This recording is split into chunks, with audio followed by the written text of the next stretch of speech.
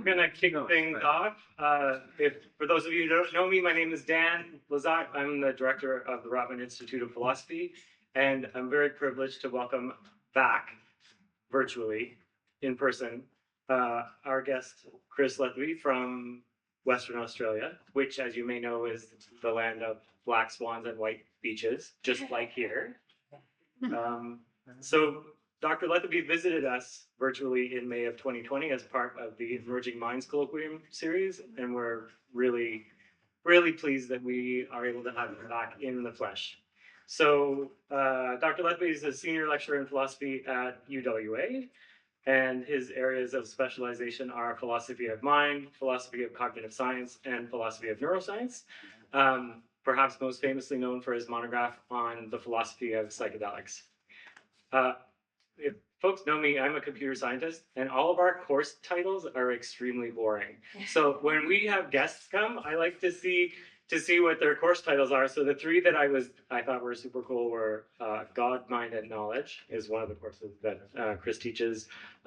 Logic, how to defeat your foes with reasoning, which is like timely.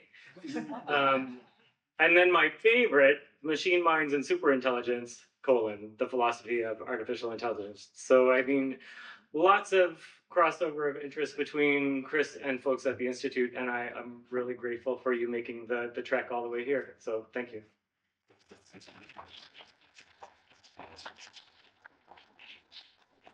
Thank you so much, Dan, for that lovely introduction, and thanks very much for inviting me. It's great to be here. Unfortunately, I actually can't take credit for any of those course titles. They're all ones I've inherited from other people, and I've been thinking on and off about changing the logic one and getting rid of the how to defeat your foes with reasoning, because it creates kind of problematic expectations in the students when all I want to do is focus on, cut and dried formal logic. But I realized a couple of years ago that I could make a course outline, a syllabus, and put in a bit of clip art. Now I've got this icon of a Vulcan salute and two people sword fighting. And so because I came up with that, I decided I'm going to keep the subtitle. Anyway, I better stop talking about logic and start talking about what I'm here to talk about. So you'll see oh, that didn't work. I think it just went to sleep. There we go. Oh, here we go. Okay. So you'll see I've changed the title at the last minute. This was already a very half-baked work in progress. And then in the last few days, I finally got around to reading David Bourget's work on grasping. Is David here? We haven't actually met yet. Oh, hi, David. Nice to meet you. So I'd sort of been hearing rumors for a while that David Bourget was talking about something called grasping, which was quite similar to this thing I was talking about and calling really believing. And so then I thought, before giving this talk, I better finally actually read his stuff and see what he was on about. And it seems to me that it's almost exactly, if not exactly, the same thing. So I've sort of done a very hasty last-minute rewrite, and now anything that is wrong with the talk, I'm going to blame on that fact, the fact that it was already half-baked and now it's been kind of revised at the last minute. But anyway, it's in three parts, and in the first part I'm going to talk a bit about this phenomenon that David calls grasping, and that I think is roughly the same thing I'm talking about under various names, such as really believing or new knowledge of old facts, and its role in certain kinds of personal transformation that we can undergo, and the importance of getting a better understanding of it. And then in part two, I'm going to introduce a simple conjecture about, because what I'm really interested in is the neurocognitive mechanisms of this phenomenon. So when we go from having a mere sort of intellectual belief in a proposition to grasping it or really believing it in a deep sort of in your bones kind of way, what is actually going on in the brain and what sorts of cognitive, computational, representational processes are behind that shift. And I'm going to introduce in part two a very simple conjecture, which is that it's mainly about the activation of mental imagery, or something in the region of kind of iconic, imagistic mental representation. And then in the third and final part, I'm going to introduce a particular case that creates problems for that view, and possibly even for David's view of experientialism about grasping. So I'll be interested to hear everyone's thoughts, but in particular David's thoughts on this particular counterexample. And it's basically about grasping our own mortality. It's this specific type of experience in which one comes to deeply, vividly, viscerally understand or grasp or appreciate that one is going to die. And a philosopher called James Bailey has been writing some really good and interesting stuff on that lately, and it definitely creates problems for this idea that it's all about mental imagery and sort of analog iconic representation. And it seems to me to at least create a puzzle or a challenge for the view that grasping a proposition is all about having an experience of it. So this will all become clearer, hopefully, as we go along. So first up, transformative grasping. So as Bourget 2017 says, there is a difference, it would seem, between merely believing a proposition and really grasping it. And this is a quotation from David's paper. Jane had been smoking for over 15 years. Thanks to the government's aggressive information campaign, she was fully informed about the dangers of smoking, but this never compelled her to quit. One day, a colleague of hers who was also a smoker was diagnosed with lung cancer. Learning about her colleague's condition helped Jane grasp the dangers of smoking and made her quit for good. So we can see some salient features there that are familiar to us. I mean, we've probably all had experiences of this kind, thought about experiences of this kind. There is a proposition that you already believe, maybe you even know, maybe you have a justified true belief, and yet somehow it's motivationally inert, it's affectively inert, you don't really feel the corresponding emotions or engage in the behaviours that would be appropriate given that state of affairs, because on some level you don't really get it. And so then something can change, some kind of shift can occur in which you really get it or grasp it or grok it or understand it, or however we might put it, and then the emotions and the behaviour seem to fall into line. And so grasping, it would seem, can have significant transformative effects. It also seems to be induced quite regularly by, and indeed to be a central aim of, certain transformative practices. So I'm going to talk first about Buddhist meditation, and then I'm going to go on to psychedelics, the topic that I know best. So this is my friend and colleague Miri Al-Bahari. She talks about the hypothetical case of Mary Analog, a nod to Frank Jackson's Mary. So Mary Analog is a Buddhist scholar who possesses complete theoretical knowledge of the Buddhist no-self doctrine, the doctrine that there is no such thing as a self, understood as a simple unified entity that undergoes experiences, thinks thoughts, owns and inhabits the body, and so on. And so it is a central tenet of, as far as I know, all forms of Buddhism, that suffering, human psychological suffering, stems primarily from the deeply rooted and erroneous belief that there is in fact such a self. And so it's quite possible, of course, to accept the no-self doctrine intellectually, to regard the philosophical arguments for it as sound, as persuasive, and to sincerely profess a belief that there is no such thing as a self, and yet to continue to suffer as a result of some sort of deep-seated belief in such a self. There's some kind of incoherence that goes on there. And so you get various terminology in philosophy for talking about these kinds of cases of discordance between explicit, reflective, intellectual belief and kind of in your bones belief or in the heart belief, or however you might want to put it. So Tamar Gendler has this concept of a-leaf. The way she would describe the case of Mary Analog is that Mary believes in no self, but she a-leaves that she is a self. So a-leaf for Gendler is supposed to refer to this other kind of representational state that is like a belief, but can be in conflict with one's explicit beliefs and seems to have all these associative and affective and behavioural consequences. Mary has a different concept. She talks about something called an action-based belief, but it seems to me to be a very similar notion to Gendler's a-leafs. It's this sort of propositional attitude that is distinct from your explicit reflective beliefs and can influence your emotions and your behaviour to go on in ways that seem to be in conflict with the belief that you sincerely, explicitly profess. And so the event that Buddhist practice aims at, the event that's known as awakening or enlightenment, would seem to involve replacing the false action-based belief or the a-leaf in self with a different a-leaf or action-based belief in no-self. And it seems like, to me, like this really amounts to grasping the no-self doctrine, right? You can read some Buddhist texts, you can go to a Buddhist talk, and you can come to believe the proposition that there is no self, but what happens in the pivotal moment of awakening or enlightenment is you come to really grasp it. You get this sort of deep, in the bones understanding that brings the emotions and the behavior into line. divine. And really, when you look at descriptions of the aims of Buddhist meditation, it seems to me that a lot of it aims at this kind of idea of grasping. So there's also this other central idea of impermanence. Again, a doctrine, that everything is in flux, everything is constantly changing, there is nothing permanent anywhere, that most of us would assent to after a little bit of reflection. But the claim is that this sort of more deeply rooted attitude that sort of takes there to be some kind of permanence is a central source of suffering. And so again, a main aim of the practice seems to be to get this sort of deep grasp of the truth of impermanence. So it happens a lot in psychedelic experience too. I'm going to be a little bit careful about what I say here. It's at least common in psychedelic experience for people to feel as though they grasp a proposition more fully that they already believed. Of course, it's a different question in all of these cases whether grasping is really occurring. But Michael Pollan, who wrote a really good book, sort of big blockbuster bestseller on psychedelic therapy called How to Change Your Mind, talks quite a lot about this sort of thing. And here he quotes William James on the topic. So he says, James touches on the banality of these mystical insights, that deepened sense of the significance of a maxim or formula which occasionally sweeps over one. I've heard that said all my life, we exclaim, but I never realized its full meaning until now.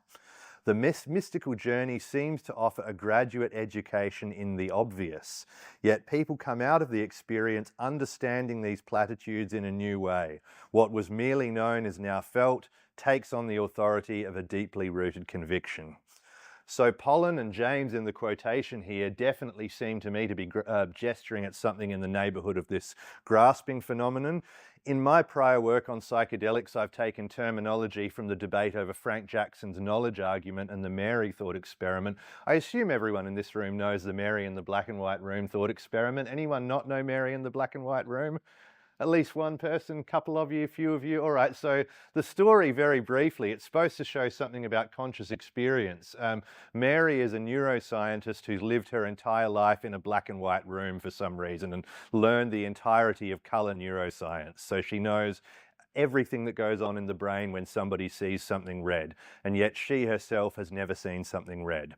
One day she leaves the black and white room for the first time, sees something red for the first time. And the question Jackson puts to us is, does she learn anything new when this happens, despite her complete theoretical knowledge of the neuroscience of color vision?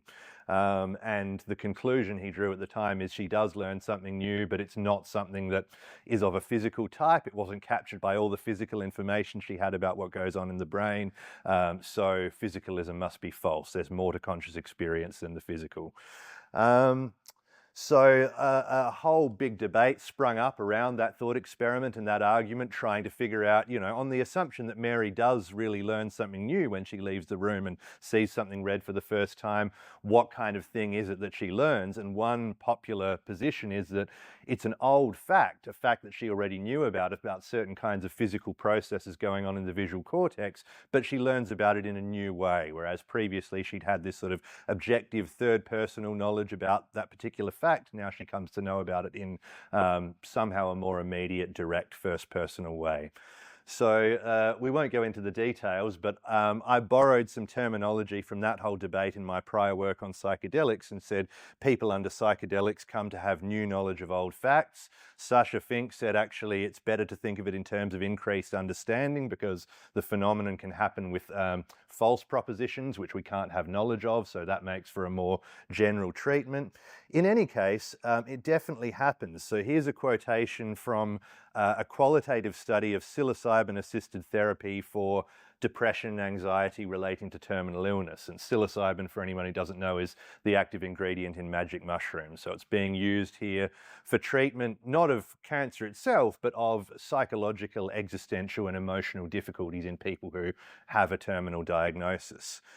So this patient, Chrissy, according to the researchers, experienced significantly decreased anxiety, depression, death anxiety, hopelessness, demoralization, and increased purpose in life, spirituality, and death transcendence. And when she was asked whether her religious or spiritual beliefs had changed since her psilocybin session, she replied, "The psilocybin experience brought my beliefs to life, made them real, something tangible and true. It made my beliefs more than something to think about, really something to lean on and look forward to. So there's a very clear description in the patient's own words of this sort of shift from head knowledge to heart knowledge, or from mere reflective intellectual assent to some kind of deeper feeling or understanding. Here are some patients from a couple of different trials. The first one is psilocybin for treatment-resistant depression. The second one is another one at the end of life. And the theme this time is connection to the natural world. So in the first one, we've got two different patients. One says, before I enjoyed nature, now I feel part of it. Before I was looking at it as a thing, like TV or a painting. But you're part of it. There's no separation or distinction. You are it. And the second patient in that trial says, I felt like sunshine twinkling through leaves. I was nature. Now, it's not quite so clear in those quotations, but I think the final one makes it really clear that we're looking at the same kind of thing here. During the psilocybin session, one cancer patient experienced feelings of being connected to everything. I mean, everything in nature. And it wasn't like talking about it, which makes it an idea. It was experiential. So again, this shift from something being a mere belief or a mere idea to something that is experiential, that is really kind of alive and vivid and real. In more recent work, co-authored with Samir Chopra, this just came out last year, I've looked at the phenomenon in which people under psychedelics go from merely rationally forgiving someone. So there's someone who they've already come to forgive for some perceived wrong towards them, and they've sort of reached the verdict that, I'm not angry at this person anymore, I'm not holding a grudge, I forgive them. But somehow on an emotional level, it hasn't really happened. And I'm not too sure if this case fits really into the grasping thing, but it's clearly a similar sort of shift. People describe in the psychedelic experience coming to a more genuine, full-blooded, sort of deeply emotional forgiveness, a sort of move from merely judging that the other person merits forgiveness or merely deciding that they're going to forgive the other person to really feeling accordingly and experiencing the sort of cathartic release of resentment and anger and so on. So this is just one quotation that Samir and I have in our paper. One participant talked about the shortcomings of her parents. She described reaching a place of acceptance of and forgiveness for her parents' mistakes, to which she had felt like a total stranger. After her psilocybin session, she said, I felt like I let go of a lot of anger and resentment towards my parents. I mean, I thought I had already done that, but I really hadn't, and I kind of saw them more as like these flawed human beings who did the best they could. So as I say, not too sure if this one fits precisely into the sort of grasping rubric, but there's definitely some kind of move from some merely intellectual judgment or decision to some kind of deeper, more full-blooded, affectively rich sort of attitude. And I always love to sneak in a George Eliot quote wherever I can. So the way she puts it is, people who have experiences like this are passing through one of those rare moments of experience when we feel the truth of a commonplace, which is as different from what we call knowing it as the vision of waters upon the earth is different from the delirious vision of the water which cannot be had to cool the burning tongue. And Eliot talks, I think, a lot about these kinds of experiences and describes them very acutely in Middlemarch in particular. She has some really nice descriptions of the exact realization I'm going to talk about later, the kind of vivid grasp or apprehension of one's own mortality. So I think it's pretty clear that moments of this kind have significant transformative potential. We get that being attested in the Buddhist context. We get it being attested in the context of psychedelic-assisted psychotherapy and transformative use of psychedelics. And so that's a big part of the impetus for this project, is that if we understood these shifts better, not only would we potentially learn interesting things about the mind and brain, but we might also be able to work out how to induce them more reliably, how to sort of calibrate them and tailor them and really harness their power for beneficial, psychologically transformative and therapeutic purposes. So that brings us to the second part, where I'm pursuing a neurocognitive account of these experiences.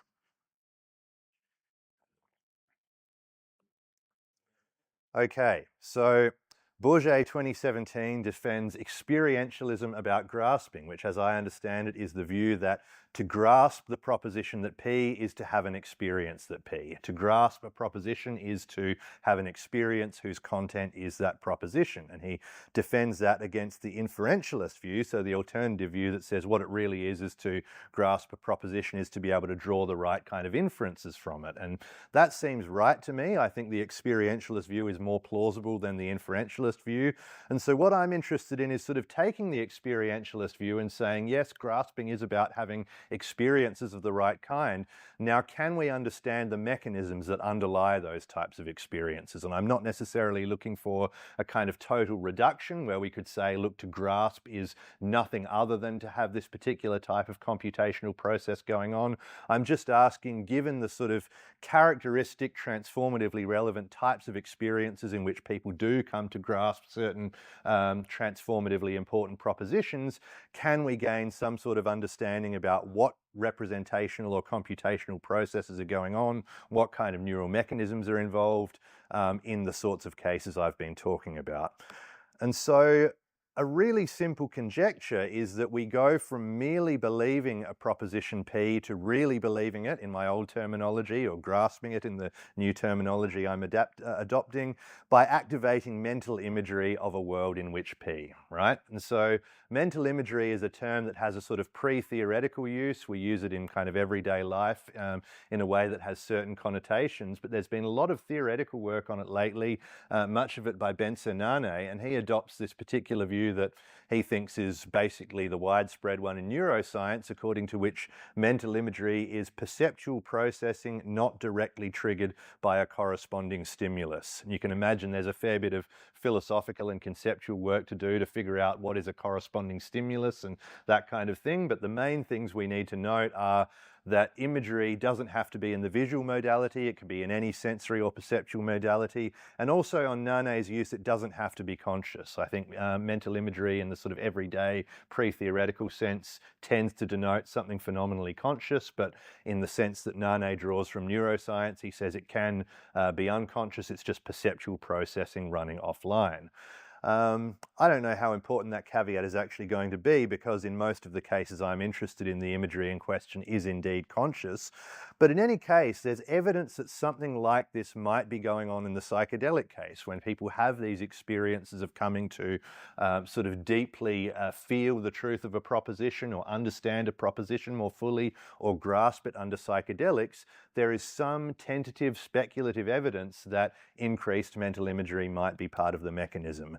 So I'm actually going to be really self-indulgent and quote myself at length here. This is from my book where I'm sort of speculating that this might be the kind of part of the mechanism underlying this phenomenon.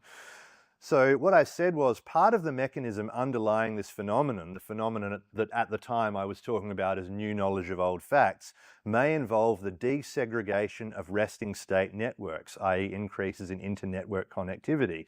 And so this refers to one of the most robust findings from psychedelic neuroscience. In the attempt to do neuroimaging of the psychedelic state, there's been a lot of difficulty because of the sheer variability of the experiences that psychedelics can induce. And so when there's a finding that really stands out as being quite consistent, it's worth paying attention to, because there's so much heterogeneity of drugs and dosages and populations and things like that. But one of the things that really stands out is in cognitive neuroscience in the last 20 years or so, one of the big developments has been this idea of resting state networks, these sets of brain regions that seem to exhibit high kind of functional connectivity, high correlations in their activity levels, and that are believed to represent sort of functionally significant units. The most famous one is the default mode network, which is so called because it seems to be most active in conditions of wakeful rest, when the subject is just lying in the scan and not engaged in a task of any kind. It's also been linked to sort of autobiographical thinking and reasoning, mind wandering, daydreaming, various interesting functions. But there are other networks. There's the so-called salience network, the central executive network. And what you find under psychedelics is this normal network architecture seems to break down. And in particular, you get decreases in the internal functional connectivity of these networks. So the regions that are normally highly correlated with one another, that form a functionally coherent system, seem to become less correlated with one another. But then you get get this increase in inter-network connectivity. So regions that normally don't talk to each other much exhibit higher degrees of functional connectivity, and there are lots of inferences being made here, even in the very terminology being used, but there is a thought that part of what might be going on here is essentially neurocognitive systems that normally don't talk to each other much are sharing more information than they normally would. And so in a paper on the neuroscience of psychedelics, Tagliazucchi et al. Speculate that this increased crosstalk between normally discrete resting state networks might represent, in their words, a collapse in the normal hierarchical organization of the brain such that the boundaries between lower level systems anchored to the external world and higher level systems operating more autonomously from sensory information become blurred. And so piggybacking on this sort of cognitive neuroscience speculation, I said perhaps by increasing connectivity or crosstalk between, on the one hand, mnemonic and affective systems and on the other hand, perceptual systems, psychedelics facilitate increased influence of the former on the latter. And I think there is actually some neuroimaging evidence suggestive of precisely that, greater information flow from regions like the hippocampus, the medial temporal lobes involved in memory and emotion, to the visual cortex. And so the thought then is that mnemonic and affective information might shape the content of perceptual representations more strongly, and that this might be part of the explanation for the symbolic dramatizations, the sort of visual parables and rich visions that people sometimes report in psychedelic experience. And so you've got some other findings in this vein. You've got enhanced visual imagery under LSD correlating with increased functional connectivity between parahippocampal and visual cortex. And, oh yeah, good, I was right, increased information flow from the former to the latter during music listening. You've got other findings, vivid recall of autobiographical memories under psilocybin being associated with increased activity in sensory cortex, including visual cortex, and that wasn't found under placebo. So it seems likely, according to me, that that psychedelics facilitate the representation of old facts in new modes by disrupting the brain's functional architecture, inducing unusual patterns of information flow between distinct neurocognitive systems. And then Sasha Fink, who, as I said, suggests that we should talk about understanding rather than knowledge in this context because you can get this kind of experience with false propositions, has a very similar idea. He says, you know, such an understanding of what is already believed seems to be captured in some trip reports. The mechanisms behind this type of new understanding are still unclear. But I suggest that the increased brain connectivity of sensory somatomotor areas may lead to an endogenously facilitated, non-conceptual me in a world where P is the case representation of P, or to a simulation of oneself in a world where P is true, rather than to a conceptual representation of P. I may already have abstractly known, thanks to evolutionary theory, that I and a bird are distantly related, but now I can feel related to the bird. I may already have known by studying Buddhist texts that the self is an illusion, but now I can feel it as an illusion. And so the basic mechanistic suggestion here is the same, is that we've got increased information flow from non-perceptual, non-sensory areas to sensory areas, leading to some kind of subverbal, non-propositional, perceptual or imagistic representation of the proposition in question. And further support for this whole approach comes from a really interesting recent attempt to explain a broad range of cases in which you have this sort of discordance between belief on the one hand and emotion and action on the other. And so this is, again, a really new paper. I don't think it's even out yet. I've just been reading the preprint. So it's Andrea Rivadula-Duro who proposes this iconic prioritization hypothesis. And so what she does is describes a range of cases that seem to fit the general pattern of merely believing intellectually without sort of really believing or grasping. So Rivadula-Duro says, look, we can know that a plane crash is extremely improbable, but that won't necessarily diminish our fear of flying. We can know that donating to a large group of the needy will be more effective than donating to a single identifiable beneficiary, but that won't necessarily change our preferences to donate to a single person who we can kind of see and recognize and feel something about. We can know that the morally relevant intentions were the same between two people, one of whom performed a sin of commission and one of whom performed a sin of omission, but that doesn't necessarily alter our tendency to judge. I think I've got that round the wrong way. It should be sins of commission more immoral than sins of omission. Anyway, I won't try and fix it now, but you know what I mean. So even if we know in a case like that that all the intentions, all the seemingly morally relevant factors were the same, that doesn't necessarily affect our emotions and our behavioral tendencies. And so Riverdula-Duro wants to ask, what's the explanation? Is there some kind of unifying explanation of the failure of our propositional knowledge in all these cases to alter our emotions and our behavior? And she offers a two-part explanation, and in the paper she sort of gives both of these claims a sort of full-blown defense that I don't have time to rehearse here. But the first claim is that emotional processing systems in the human brain respond preferentially to input in the iconic format, right? So iconic here is being used in the sense that is pretty standard in the philosophy of representation for a type of representation that represents, at least in part, by resembling what it's about. So think photographs, statues, sculptures, paintings, this kind of thing, as opposed to symbols, words, numerals, sentences, representations that bear an arbitrary relation to their referent, that don't represent by resembling. And so there's an assumption being made here, which seems to me plausible, but I think is worth noting, that perceptual information, mental imagery, is in fact in the iconic format.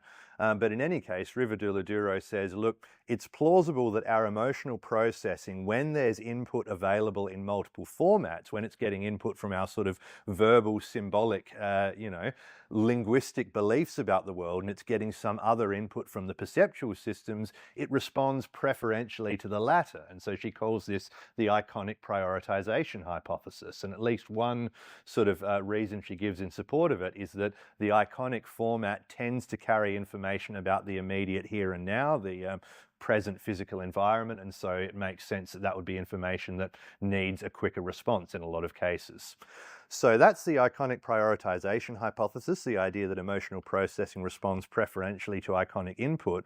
And then she defends the further claim that in all these cases, the information that fails to affect our emotions and our actions is representationally silent in the iconic format. In other words, the information doesn't make a difference to our iconic representation of the state of affairs in question.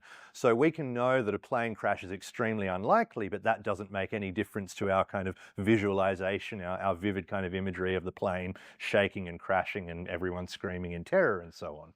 We can know that morally relevant intentions were the same between the two people, but that doesn't alter our iconic, visual imagistic representation of the state of affairs. So beliefs about probabilities, intentions, and all this sort of stuff don't alter the imagistic representations of events that, according to the iconic prioritization hypothesis, disproportionately influence our emotions. So if this point is right, and if it generalizes, sort of linking up with the proposals that Sasha Fink and I have made in the psychedelic context, then it seems plausible that when we merely believe but don't really believe or fully grasp or deeply understand that P, at least part of the problem is we haven't got enough, or we haven't got sufficiently detailed or vivid imagistic or iconic representation of P. And so we can come to grasp the proposition that P, we can come to really believe it or understand it more deeply by activating such representations. And the proposal here from Riverdula-Duro, assuming that grasping really does have something to do with mental imagery or iconic representation, could help to explain why grasping is affectively and hence motivationally more potent than mere belief, precisely because it gets the proposition encoded in the brain in the format to which emotional processing responds preferentially. And so there's a whole point of convergence. I was really sad I didn't get to spend more time thoroughly revising the slides for this presentation. I actually read an entire book on the plane across with the intention of doing just that. I ripped through a few of David's papers, and then I read this book by Guy Dove. I suspect, Mike, if anyone knows this one, you might, on abstract concepts in the embodied mind, because about 12, 13 years ago, I did a master's on embodied language comprehension. So the thesis that understanding sentences amounts to perceptual or sensory motor simulation. And so I feel like I've come full circle. There's this whole strand of the embodied cognition or 4E cognition research program called grounded cognition, which is all about the idea that higher or conceptual thought really involves constitutively kind of activating simulations in the perceptual and sensory motor systems, and it seems to me like there's a lot of convergence between all these ideas about grasping and understanding and stuff in that strand of grounded or embodied cognition research. So I really wanted to kind of bring that in a bit more and link everything up, but unfortunately I didn't get to do it.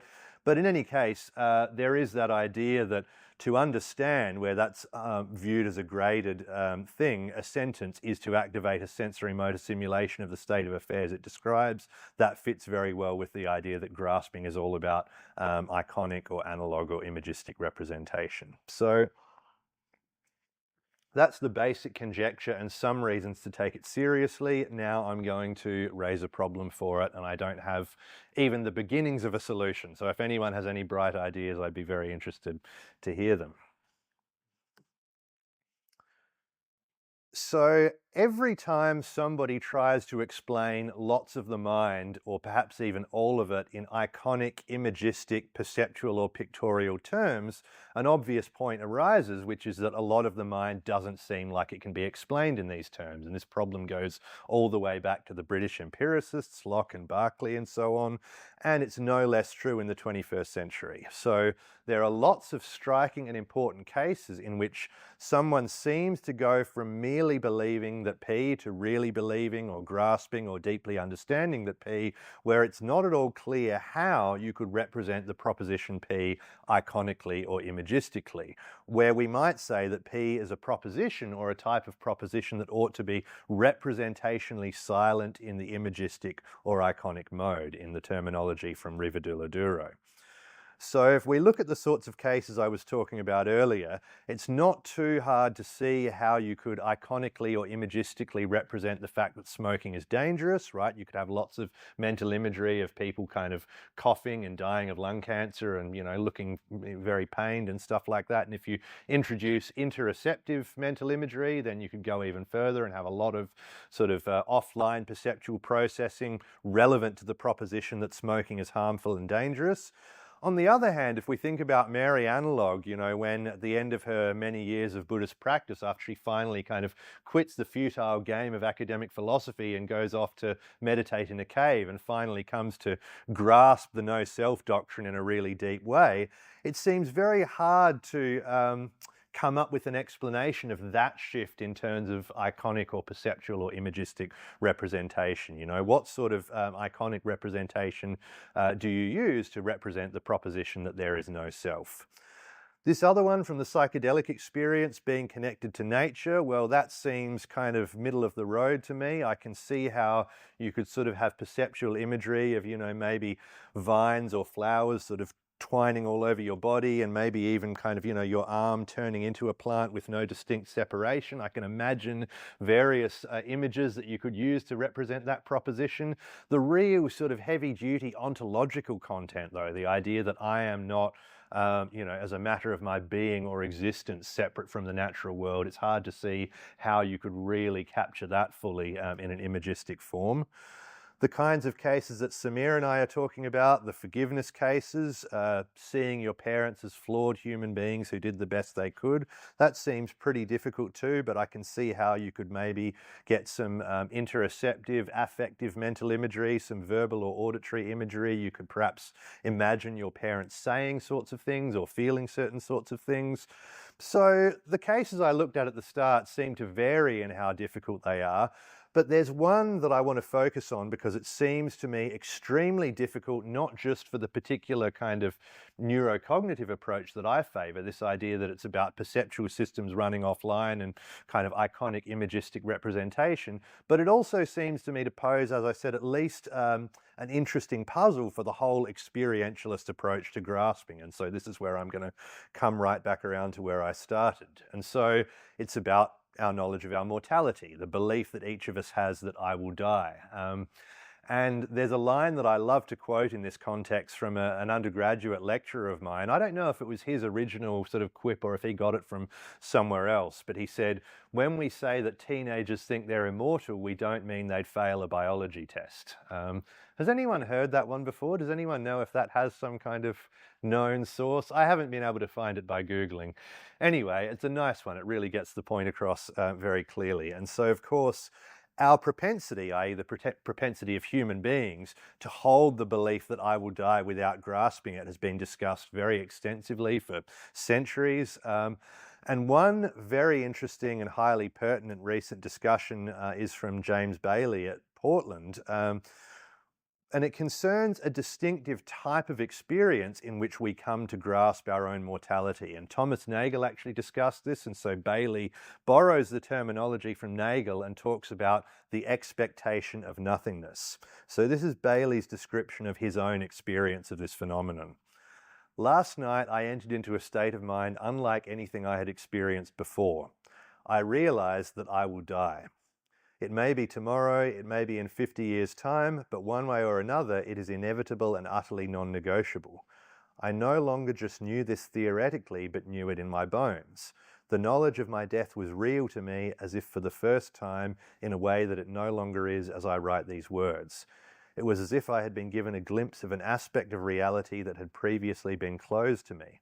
It was as if the blinders had been removed and I was the only person to have woken up from a collective dream to grasp the terror of the situation.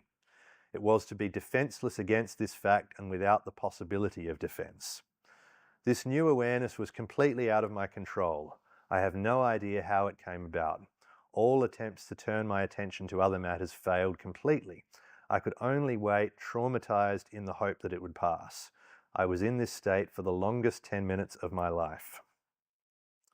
So every time I give a talk about this, I feel the need to apologize because I sort of go along, blithely, merrily talking about, oh yeah, how do we really understand things? And then I get to this part of the talk and the whole mood in the room just gets really somber. And sorry to be a bummer, guys. Sorry to tell you that you're going to die.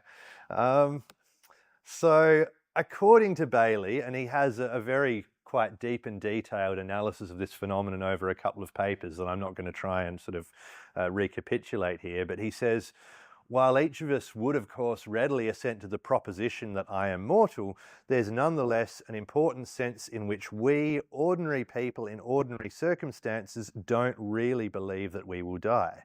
We spend most of our lives, quote, in the grip of deeply entrenched patterns of thought and feeling that prevent the knowledge of our mortality from being fully assimilated. Rather, we merely pay lip service to the facts of our mortality. And so existential shock, which is Bailey's name for this kind of state, or the reaction that you have to this realization that you're going to die, involves a distinctive mode of presentation of oneself as a mortal being in a way that cuts through subtle layers of denial that govern our lives. So quick aside there for David, maybe Bailey buys into the Fregean theory of grasping. I read your more recent paper more recently and more quickly, so I'm not going to kind of speculate myself about whether the Fregean view is in play here, but it sounds like he might have some sort of idea along those lines. Well, I think it's probably fairly clear the problem that this sort of experience poses for the iconic or imagistic approach that I like to explaining transformative grasping experiences is just very, very difficult to see how the content in question could be represented in this kind of format. Is anyone going to get upset if I spoil the ending of The Sopranos? It's been nearly 20 years. I feel like if anyone hasn't watched it yet and really doesn't want the ending spoiled, just leave now. So look, I'm fanatical about The Sopranos. I will rave on about it any chance I get, and I have very, very strong views about the final scene. Who knows the final scene, by the way? Who's going to be with me in this conversation? One person in the whole room. That's amazing. You all have to go away and watch the whole thing. It's a masterpiece. So okay, well I'll spoil the final scene of The Sopranos for all of you, for 30 odd people.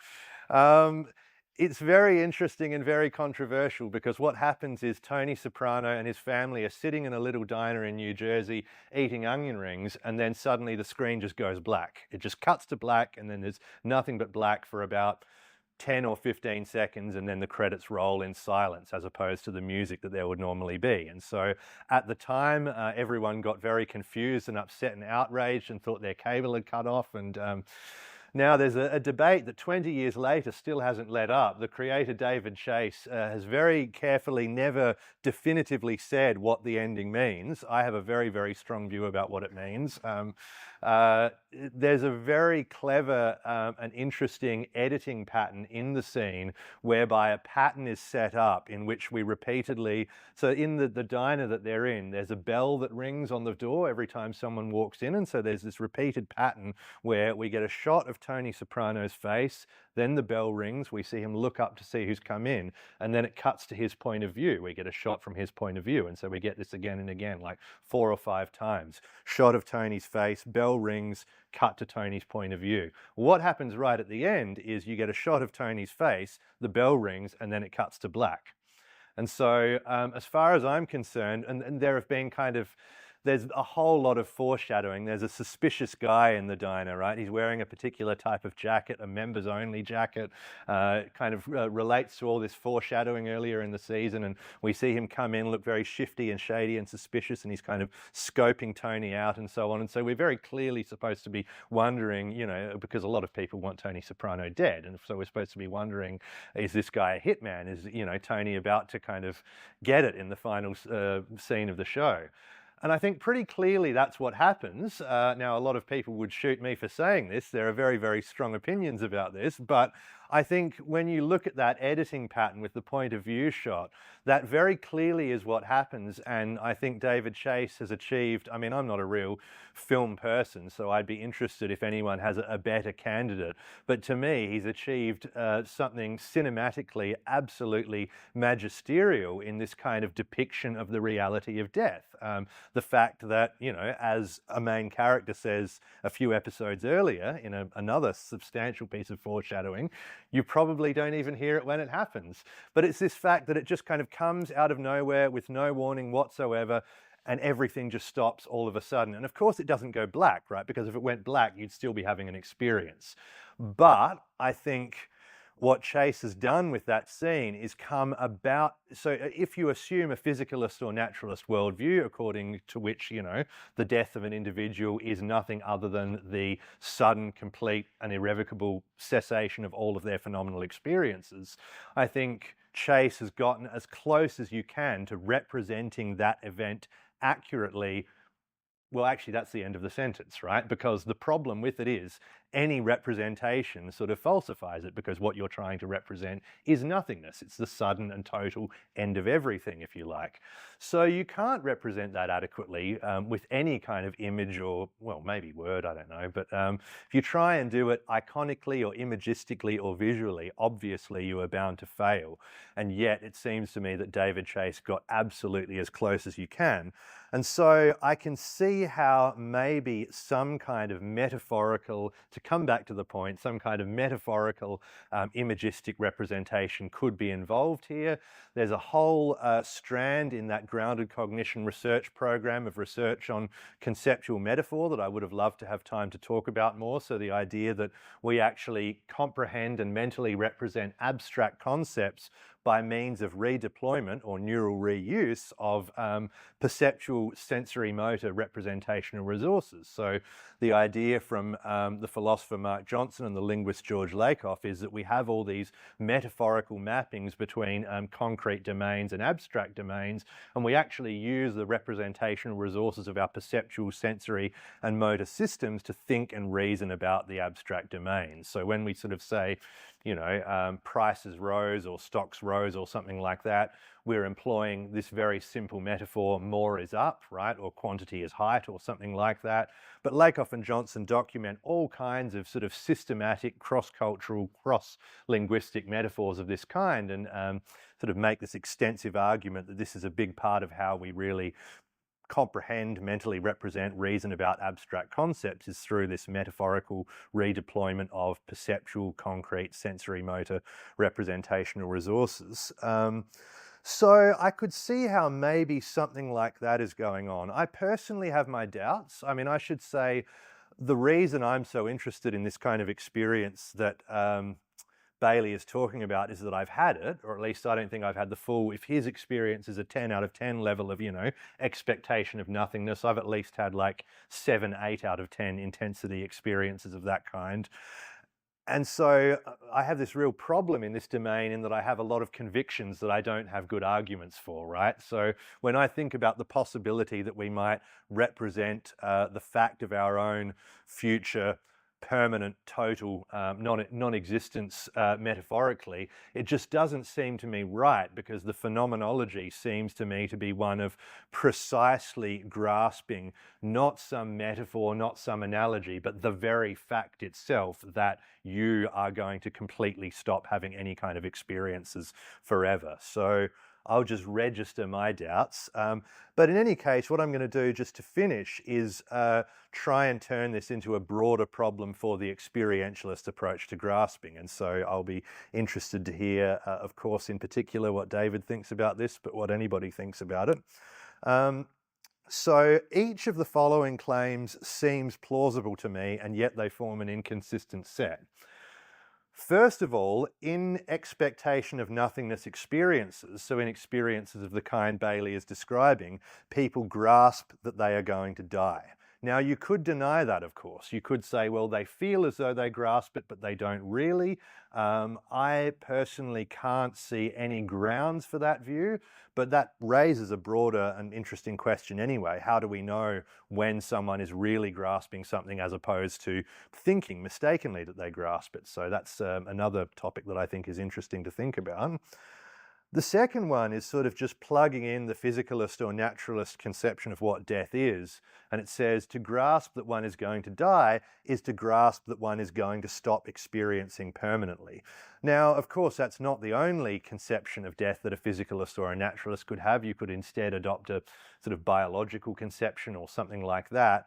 But nonetheless, it does seem to me that this is the thing at issue, you know, when you read, and there are quite a lot of good descriptions of the kind of experience Bailey's talking about. I mean, he quotes a really nice poem, maybe nice isn't quite the word, but a very sort of powerful poem by Philip Larkin on the topic, which really is very, very clear about what it is. And it does seem to be precisely this fact that one's stream of experiences is going to stop completely and forever. That seems to be the fact that is grasped, is that all one's experiences will end and forever there will be no more experience.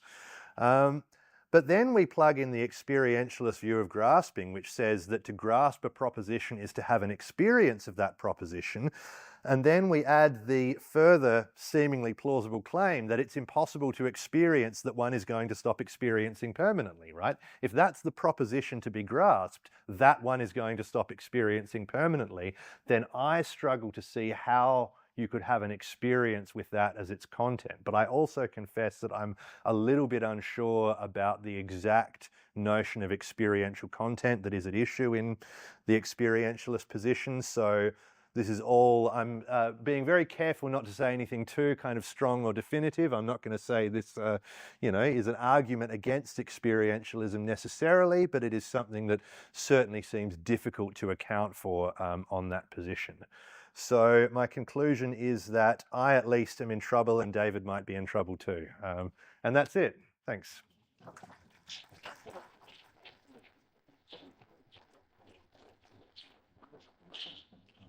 Thank you so much. So just as we move into question period, can I ask everybody, if you're going to ask a question, turn on a mic. If you're not sitting in front of a mic, please come to the table and turn on a mic.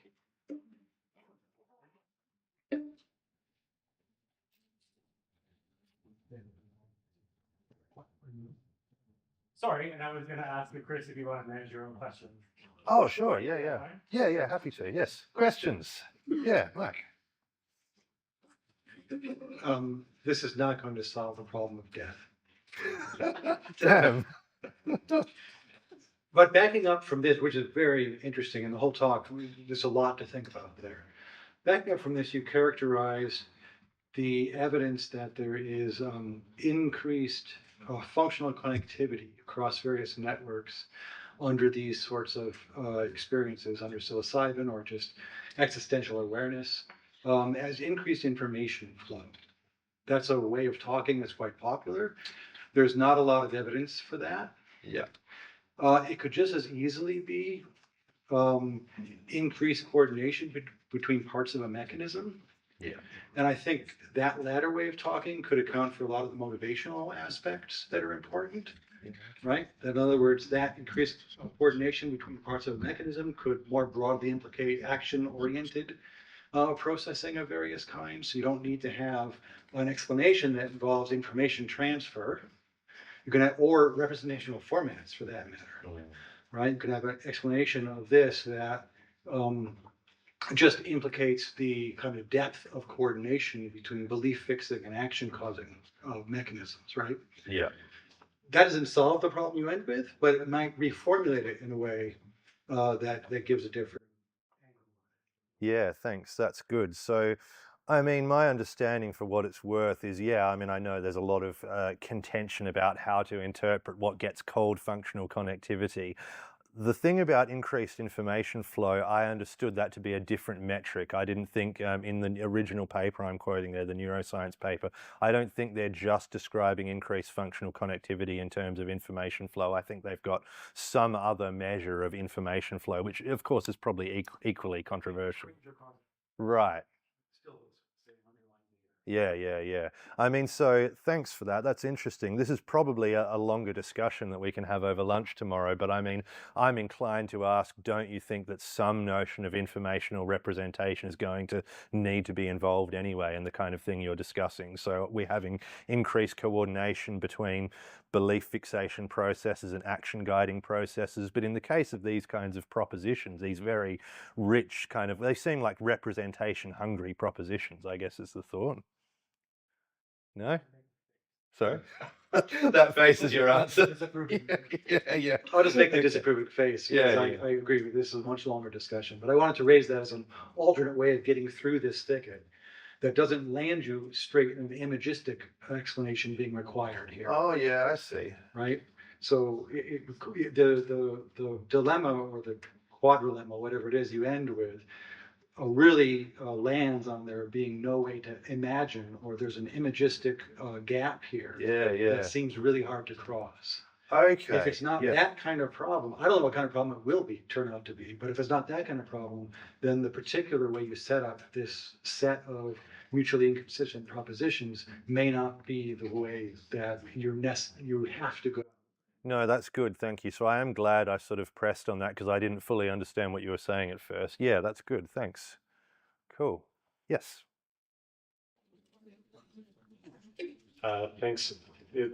This works. Okay, good. Thanks for the talk. I just want to also first say that you did spoil The Sopranos for me, but I didn't want to say anything at the time or run out of the room, and I think it was a very rich interpretation. So when I get to the end, I appreciate having that context.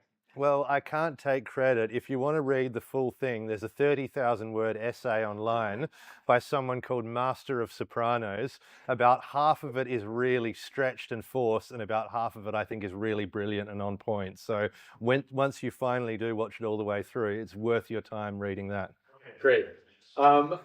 Maybe this is a point of clarification. I thought it was interesting that there was sort of this distinction made about like the belief that smoking is bad for you is something that you can fully mentally grasp, but the belief that you are going to die might be a little bit more complicated.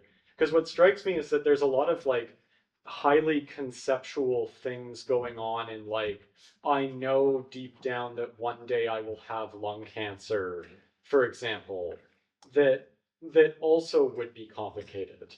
That like, you know, what does it mean to have cancer? You know, like to spend your life in a hospital, or to, you know, go through those experiences, or, you know, lose contact with loved ones, like whatever it is that goes on.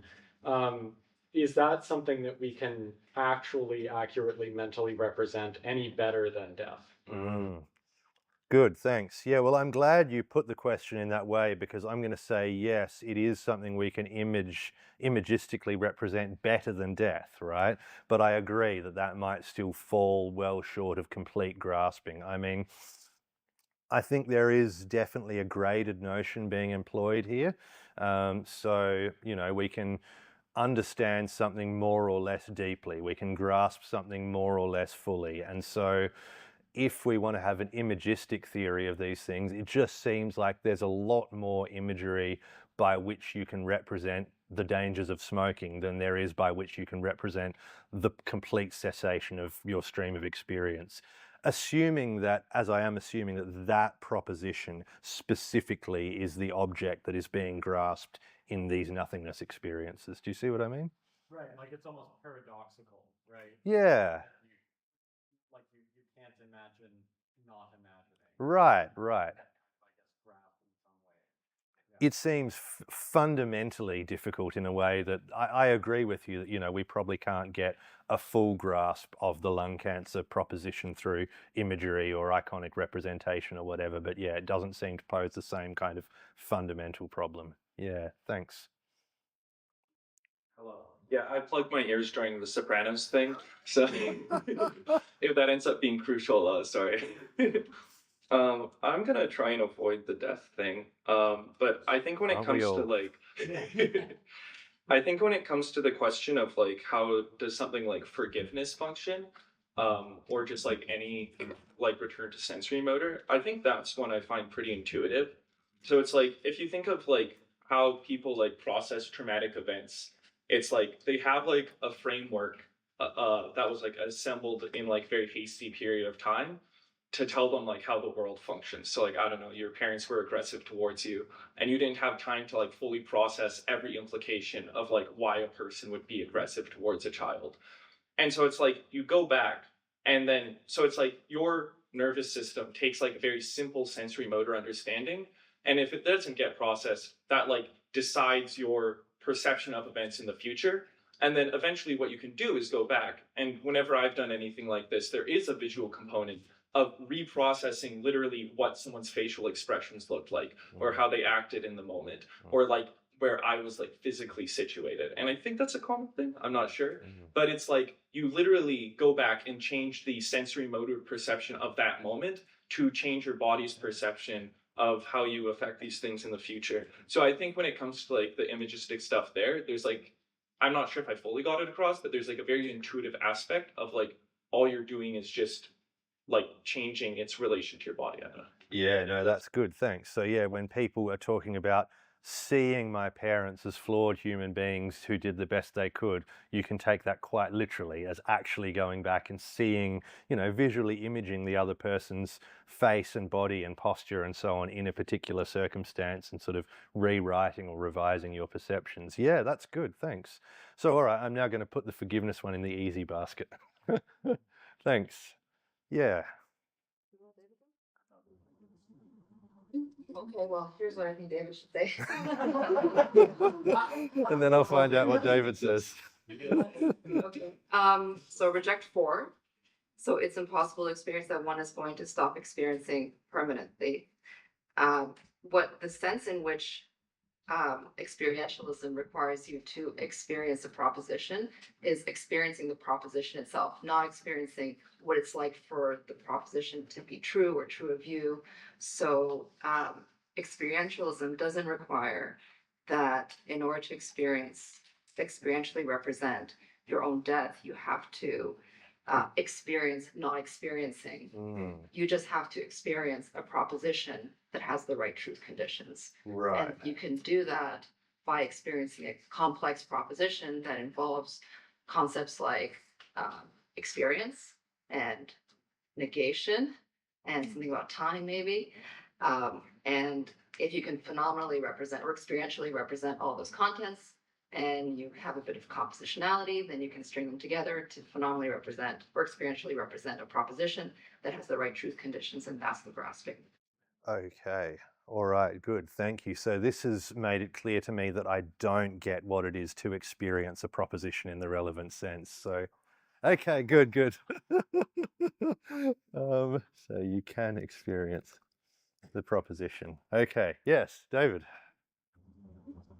Yeah, so I think it's helpful to kind of try to distinguish sharply between the experientialism, the thing that I call that, the view that grasping is experiencing a proposition, from the view that you're putting forward, which is a little more kind of specific. You think grasping is representing, and so imagistically, maybe like to call that like imaginism or something like that. So, and it seems to me there are so these views are going to be largely empirically equivalent, especially since I think, anyways, that almost all experience is imaginistic, anyways. Oh, okay. Right. So if you believe that all experience is imaginistic, then the views are empirically equivalent. Mm. Um, at least in terms of can we account for the same cases. Um, but I don't think that all experience is imaginistic, and I think there are some plausible examples of things that we can phenomenally represent, we can experience, but we're probably not representing iconic or imaginistic ways. So concepts like that include, say, personhood, causation. I can sort of experience causation. That doesn't seem like I see something as causing something else. So, but I don't think that's it's not good, it's imaginistic. Yeah. Experience of right or wrong, that strikes me as wrong, just wrong. But that's not imaginistic representation. Approximate comparison between large magnitudes, so I can see that there are more balls on this side. I'm looking at balls with other balls, say, but I can't count them. That's kind of number sense. That's not clearly iconic. Maybe experiences of absences. I can kind of feel that someone is missing or something is missing, and that may be experiential but not iconic. Like the not part, anyway, the absence part, right? Yeah. And that would be relevant to the case of experiencing the proposition that you no longer have any experiences. But if you can kind of can experience negation, then you can construct an experiential representation of that, but it would plausibly be not iconic. So basically, these are all cases where somebody gets it right, but George gets it wrong. Yeah. That's, Yeah, okay, thanks. So, can you tell me what it is to experience a proposition containing sort of abstract constituents as opposed to currently thinking it? I mean, so I feel like I have a good handle on that distinction precisely in cases in which the proposition is something that can be represented perceptually or imagistically. But when the proposition is not something that can be so represented, I struggle to see what it could be to experience it as opposed to sort of currently thinking it. I'm sort of addressing this question to either of you, really. So, I mean, there are lots of cases where we currently think about things, but we're not experiencing these things. So, I say, well, an example that I had in one of my papers, so the sun is 1.2 million times larger in volume than the Earth. Yes. Just read it, I say it out loud what I'm thinking, and I'm thinking it currently, right? And I might do some math about it, but that doesn't mean that I'm experiencing it. So I think that we have all kinds of mechanisms for grabbing a current thoughts without experiencing their contents, or only very dimly. Right? Yeah, only sure. Very partially, very dimly, and maybe not at all. But that's the kind of case in which I feel totally clear about the distinction, because that's the kind where it seems like the experiencing does take a sort of imagistic or perceptual form. It's the other case where it's like the proposition is, I am going to completely stop experiencing in the future, right? I struggle to see what it would be to experience that, given that it can't be experienced in a sort of imagistic or perceptual way. I struggle to see what it would be to experience that as opposed to currently thinking it, So you can kind of get a sense of that, or of how you can experience abstract contents in personhood or causation, so on, just by looking at sort of contrast cases. So seeing a shape, so the purely sort of sensory imagistic representation of a face is kind of distinct from the experience of personhood, because you can kind of have one without the other. You can experience that contrast. Maybe you see something kind of distinctly, it's like look face-like, and all of a sudden you recognize it as a person. You're like, it's someone here. Yeah. So I think these are cases like that where you can kind of see, you can notice the experience of a kind of an abstract property like personhood. Yeah, good, interesting. Do you think this is the sort of thing that's likely to be like high up in the perceptual processing stream, that it's going to be something that, as a matter of fact, in the brain is just like many, many layers up, but still in the perceptual system, as opposed to...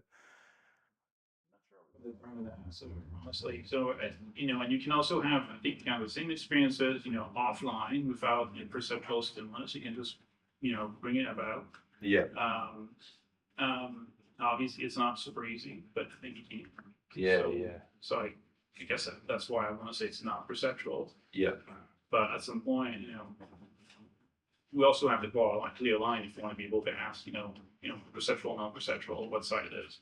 Yeah, yeah. I mean, this is one of the problems in that whole grounded cognition line of research is they want to say that conceptual thinking is perceptual. It's processing in modality-specific systems, and then that very thesis creates trouble for determining what's a perceptual system because, you can the very systems that are naturally classified as perceptual, you're now saying are not exclusively for perceptual purposes. So the lines become very blurry. Yeah, I think that sort of helped me grasp it a bit better. I have more questions to ask over dinner, but yeah, thanks. Yeah. Yes. Sorry, I haven't been keeping track of. That's okay. Well, but I think. Oh, Phil. Yeah. See, that's why I wasn't here. Right. Sorry. But could you clarify the imagistic part of your example with the sun and how much bigger it is than the Earth? And I was trying to catch the two ways of doing it, as it were. And the one that isn't just the abstract. And on your way, how would that go? So if you want to know what the imagistic representation of that would be like. Yeah. Well, if you have like a scale model, Yeah. and when you have then a visual experience of the relative volumes, right? When you have that, so that would be kind of an imagistic or abstract representation. And it doesn't have to be close to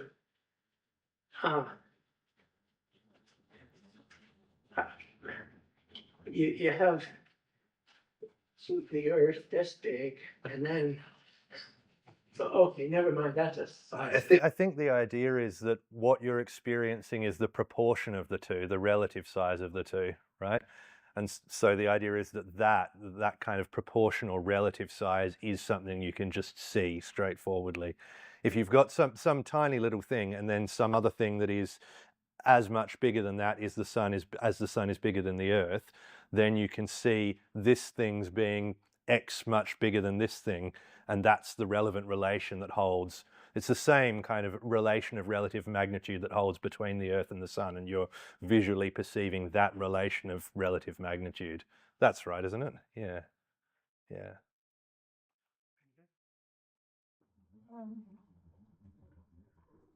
I neither have the theoretical knowledge of death, or the perceptual experience of death, or anxiety, panic.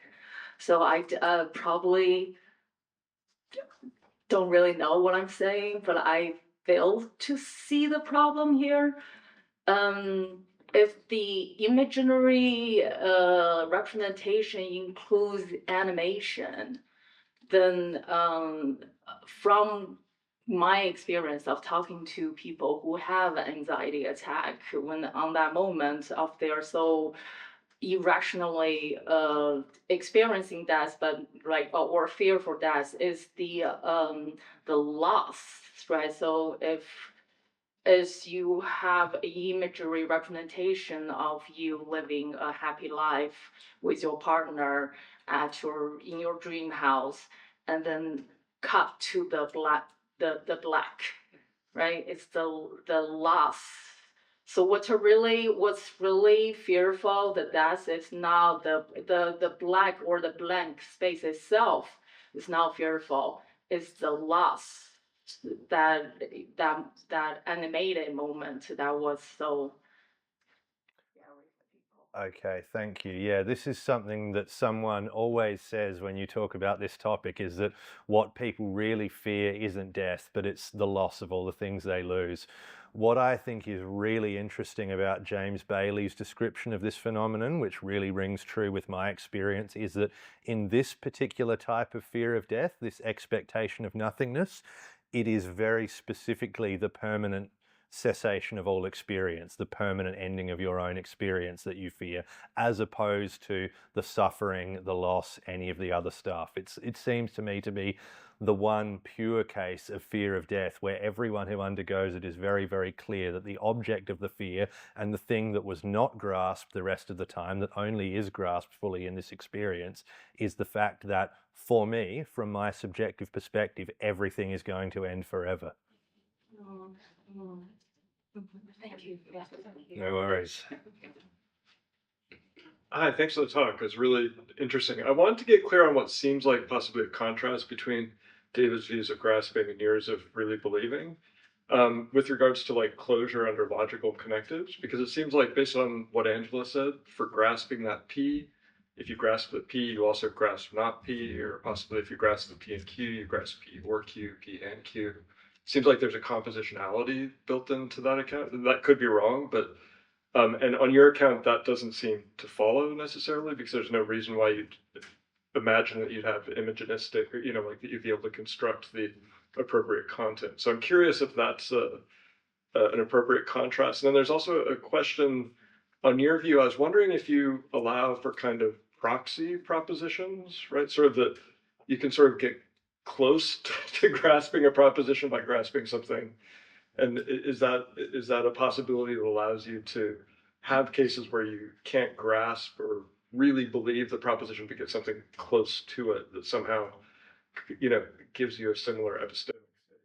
Yeah, thanks. So I'll take those in reverse order. So I definitely think there is such a thing as imperfect grasping or grasping by degrees. And this was one of the things that I found most interesting about reading David's work on this in the last few days, is this idea, let me know if I've got this wrong, but the idea that you can imperfectly grasp a proposition by perfectly grasping a sufficiently similar proposition. Is that the idea? Roughly, yeah. So I've roughly grasped it. I'm not going to stop making these silly grasping jokes, except they're not jokes. It's just actually what's happening. Yeah, well, anyway, I definitely am keen on some idea in that vicinity for sure.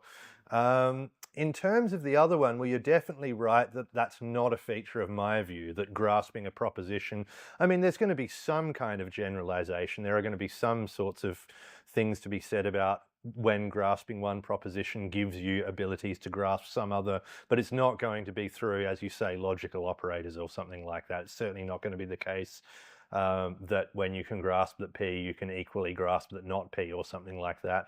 I wasn't actually too sure if that was the case on David's or Angela's view, but they can speak to that. Going to depend on all your individual propositions. So it's a view about propositions, right? But personally, I like to individual propositions as kind of structured entities made of things like properties, and those are a fairly fine grained. And so you don't, by grasping P, you don't also grasp P and Q, where Q is some triviality and things like that. Like you don't grasp all equivalent propositions. Mm-hmm. So that I think. But if you grasp P and you grasp Q, do you thereby grasp P and Q? No. No. Okay. It's really you just grasp P. Okay. Yeah. Well, you might have an ability, to grasp the related propositions, of course. Right. But and can you grasp non-conceptual content if you have the view that image, sort of like a pictorial representation of something, could somehow have sort of non-conceptual content that you couldn't? So on your view, it seems like you would be able to grasp some kind of non-conceptual. I mean, I think so. I don't have a strong view about what is conceptual, about the nature of conceptuality. I'm inclined to think on some intuitive level, yeah, you can grasp non-conceptual content, but it's easy to say that without having a strong view about what non-conceptual content is. Yeah. Thanks. Hey, thanks, Chris. Really cool talk. It's more of a clarificatory question, I think. So you suggested this kind of like a link between your and things examples of grasping in psychedelic experiences and these cases of Rivaduro Duro. But aren't those examples of grasping something that could be like perfectly well done in the default mode network? Which one's, ours or hers? Hers. And so in that sense, like, I don't know how to clearly think about this. Well, so If put they just would have like similar kind of correlates. so just to just to clarify, she doesn't, well, she maybe talks later in the paper, but I didn't mention it, about grasping those propositions. What I was taking from her was just this iconic prioritization hypothesis, the idea that emotional processing responds preferentially to iconic representation, because that, to me, is suggestive of the idea, given that grasping a proposition seems to make it affectively and motivationally potent. That would explain why, if grasping is tokening iconic or imagistic representation, that would kind of, it formed a nice picture, you see what I mean? She does have some stuff later in her paper about the fact that, we can actually, it seems we can come to grasp that, a plane crash is unlikely and stuff like that, but it wasn't the bit of her paper that I focused on the most, so I can't remember precisely what she says about it. But yeah, the main point of her stuff for me was just that iconic prioritization hypothesis. Yeah. Well, I mean, so I'm interested in coming up with an account of grasping, or at least of certain types of grasping experiences, and I think her hypothesis about iconic representation and emotional processing, on the assumption that it's true, is a consideration in favor of the iconic imagistic approach to grasping, basically. Yeah. Thanks. New topic or old topic? Old one. Old one. Stefan has a new topic? Yeah, very interesting talk. I listened to it from the perspective of being a cognitive neuroscientist interested in memory and imagery as well. And I wondered, there's an interesting population you may have heard about if you studied a bit or looked at it from the cognitive neuroscience literature, in individuals who claim they don't have mental imagery, at least in the specific modality. Aphantasia, it's referred to, and there is quite a bit of research on that in the cognitive neuroscience literature, including research showing that it has a real effect, not just in terms of how people experience it subjectively, but also in the actual behavior. I wonder whether you would make any prediction how an individual like that would or would not be able to grasp in the sense, or perhaps have these real beliefs that you mentioned. Yeah. I mean, it's modality specific, so one could always say, well, maybe they can still do it in the other modality. If they don't, typically it's studied visually, so maybe still auditory imagery might allow you to get to a grasp. But do you have any thoughts on that? I mean, probably no more than simply that. First of all, yes, aphantasia is a big problem for my view, and I guess the sorts of wriggles I'm likely to make are appeal to other modalities and also appeal to unconscious imagery. I mean, I don't know the literature on aphantasia well. I was reading Benson Nane's book on mental imagery recently, and he said there are at least some studies seeming to suggest that some aphantasics have unconscious imagery in the modality for which they are aphantasic, even if they don't have conscious imagery. I don't know what you think about that. Yeah, I'm not so sure. I think you just turned yourself off, by the way. You were still sorry, on. I was still on. Yeah, I'm not so sure whether there is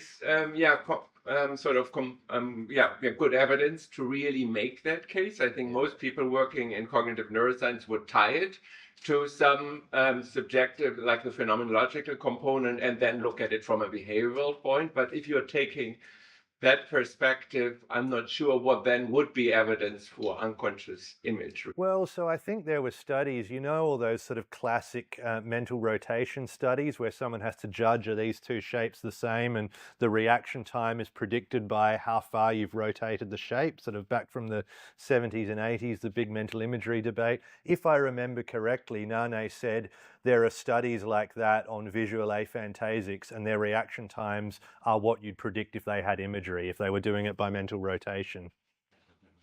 Mike, take us home. Sure. I just wanted to return to what I took to be Yifei's point to make sure that came out, because I thought it was interesting. I took what you said to be a version of denying one, that you don't really grasp it. But a positive version of that. Yes. In the following sense, a positive version is, you do really grasp it, but you don't grasp the thing itself.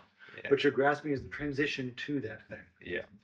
Does that sound right? So that's a dynamic alternative to this more static. Yeah. I mean, that sounds like the sort of thing you could say. I mean, it's the sort of thing that I'm not going to be able to believe, because I have this very strong kind of personally based view about what it is that you grasp in these experiences, but I also don't have any good arguments, so.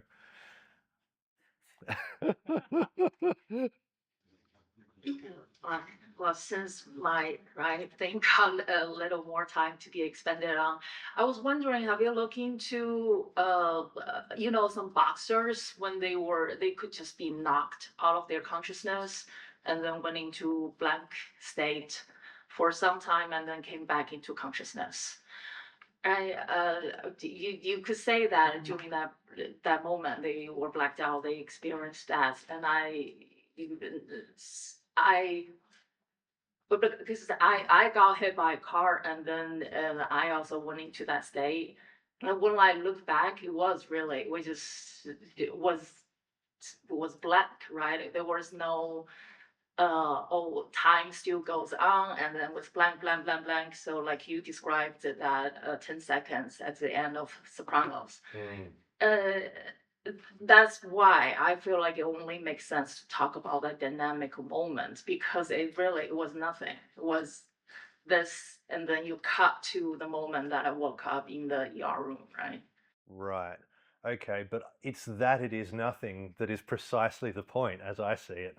It's the fact that the difference, I would say, between what happened to you and what one is grasping in the expectation of nothingness is that what happened to you wasn't permanent. So I think what is being grasped, assuming that the grasping is real and is successful in this kind of experience, is that that is going to happen to one permanently and irrevocably.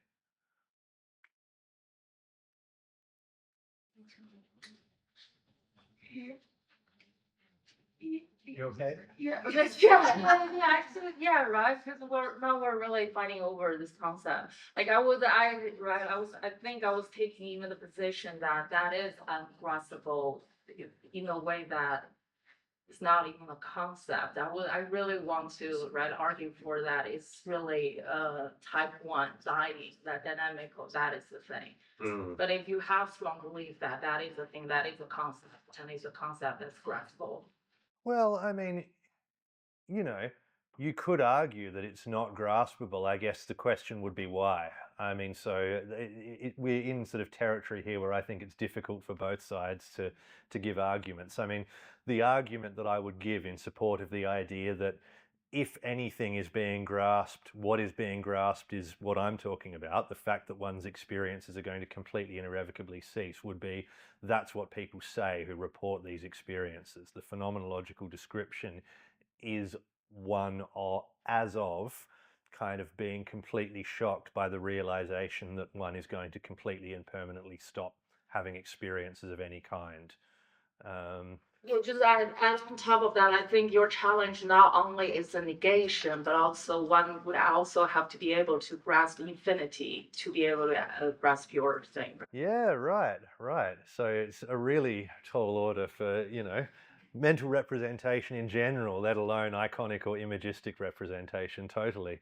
Yeah, look, I don't know if you're a cognitive science person or not, but for any cognitive science people in the room, like, when I think about this topic, I find myself again and again coming to the thought that maybe there's a language of thought after all, and maybe that's what this grasping is really about. I'm sorry, Mike. Maybe you can give me a better alternative, but yeah, definitely a tough thing to do in iconic, imagistic, perceptual anything, for sure. Well, we're a little past 5 o'clock. We all have our homework for what to grasp before tomorrow. Let's thank our speaker again.